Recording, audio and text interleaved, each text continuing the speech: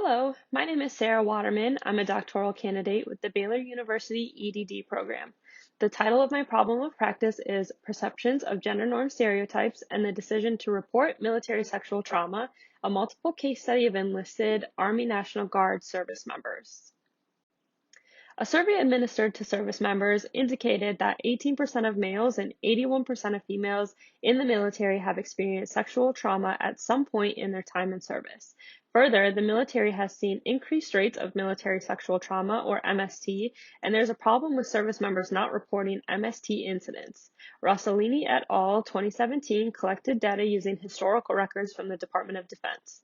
The data collected revealed that MST cases were increasing at approximately 93 new cases per month.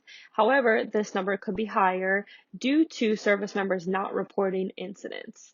Wolf and Mills 2016 interviewed 52 women about their experiences in the military. Of those 52 participants, 91% reported that they had experienced MST, and 44% reported MST in the descriptions of the discrimination that they faced as females in the military.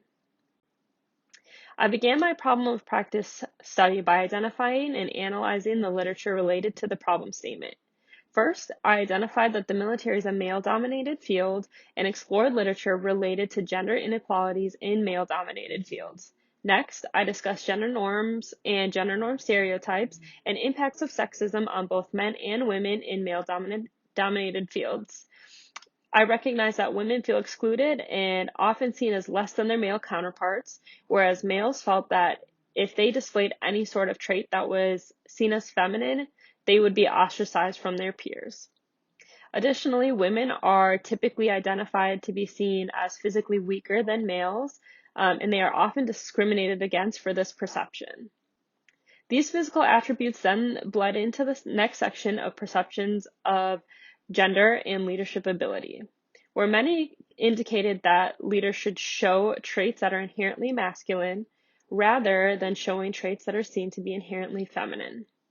Next, literature demonstrated that there are several consequences of military sexual trauma to unit readiness and mental and physical health consequences. Additionally, because of the negative consequences of MST, retention rates suffer in service members who have experienced MST. The next two sections identified perceived causes of MST and the integration of female into combat military occupational specialties, or MOSs, and in the perpetuation of rape myths.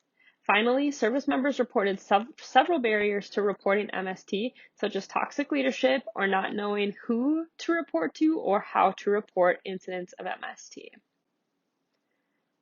The purpose of this multiple case study was to explore Army National Guard enlisted service members' perceptions of gender norm stereotypes and how these perceptions may affect their decisions to or to not report incidents of MST, and this was done so through the lens of social role theory. I had two research questions for this study. First, what experiences have currently serving Army National Guard soldiers had with gender norm stereotypes in the military? Second, what perceptions do currently serving Army National Guard soldiers have about how gender norm stereotypes affect decisions to or to not report military sexual trauma? The theory utilized to better understand the context of this problem is social role theory. Social role theory is presented based on research of traditional social role theories, perspectives of traditional standards, behavioral differences between men and women, and ideas of stereotype confirmation being present in both males and females. More recently, social role theory was expanded to include the premise of biological differences in men and women that further represent the role differences of men and women. In this updated version of social role theory, biosocial mechanisms provide an alternate foundational theory that recognizes that male and female behavior are in fact different and stem from interactions in a person's environment and innate biological causes. I recruited participants via email and asked them to complete a preliminary questionnaire. From that questionnaire, I used inclusion and exclusion criteria to select 4 individuals to serve as cases. After selecting cases, each individual completed a semi-structured interview. I collected data from the Army Regulation 600-20 that covers Army Command Policy and for MST and the prevention of MST, which served as an artifact for this study. The case demographics for the survey include 4 participants, 3 male and 1 female. It is important to note that all participants were given pseudonyms to maintain confidentiality. These participants were selected based on rank, number of years in the military, and current affiliation with the Army National Guard. Participants were excluded from continuing if they were above the rank of E6 or Staff Sergeant, were an officer, or had less than 1 year of service in the Army National Guard. Additionally, participants were excluded if they were not currently serving in the Army National Guard. All participants in this study expressed how, in their experiences, they identified that males tend to serve in positions such as the infantry, field artillery, or any other combat MOS that require a high level of physical ability. Additionally, all participants in the study identified that they have experienced that females tend to serve in more technical roles, such as supply, being a cook, or any other type of administrative role. Social role theory suggests that the division of labor is based upon present gender norm stereotypes that have been constructed through years of learning and interacting in society. Schmader et al. 2008 reported that stereotype threat can impair an individual's perception of being able to complete a task, and the longer that a person is exposed to a stereotype, the more that they believe that that person is incapable of completing a task. Thus, stereotyping could be a reason that women are more intrigued by administrative roles and shy away from roles that are more physically demanding. While none of the male participants shared that they had been discriminated against solely based on gender, Nina, the only female participant in the study, reported that in almost every aspect of her career, she has been rejected from projects, excluded from teams, and discriminated against solely based on gender. Nina attributed much of this discrimination to the Army National Guard being male-dominated. Much like the field of STEM, and that being in a mechanical job, there are not many females overall. Schaefer et al. 2021 reported that in the workplace, men and women are still often viewed as fundamentally different, thus leading to animosity. Additionally, according to Cray et al. 2017, when women serve in counter-stereotyping roles, women's roles and status can become threatening to males, therefore creating competition and unconscious discrimination against females in roles where they are typically considered outliers. Regarding differing displays of emotion, Jack, Tom, and Jalen reported that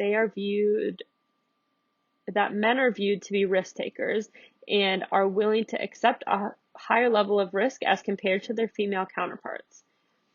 According to Jack, Tom, and Jalen's interviews, they identified women as being more calculated and detail-oriented. Each participant reported that they believe the Army National Guard has a culture that is not supportive of its service members, which has in turn led to increased rates of MST.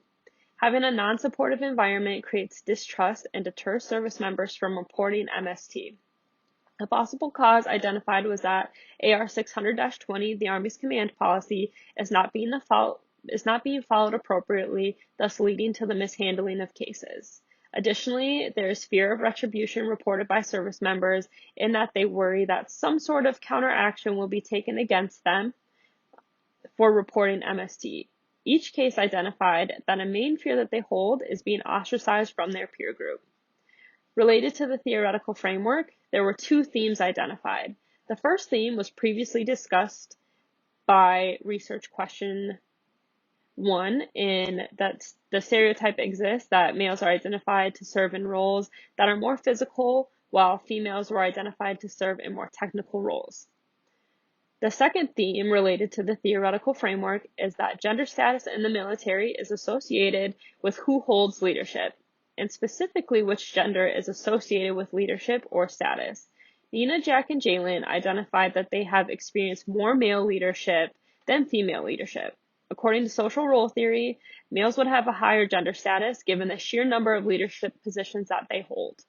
Based on the discrimination against female service members that Nina reported previously, it is possible that females are not selected for leadership positions based on discrimination and endorsement of sexist gender norm stereotypes.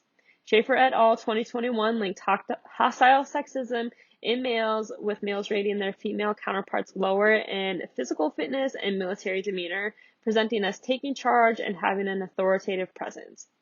Further, sexist belief systems led to the automatic activation of stereotype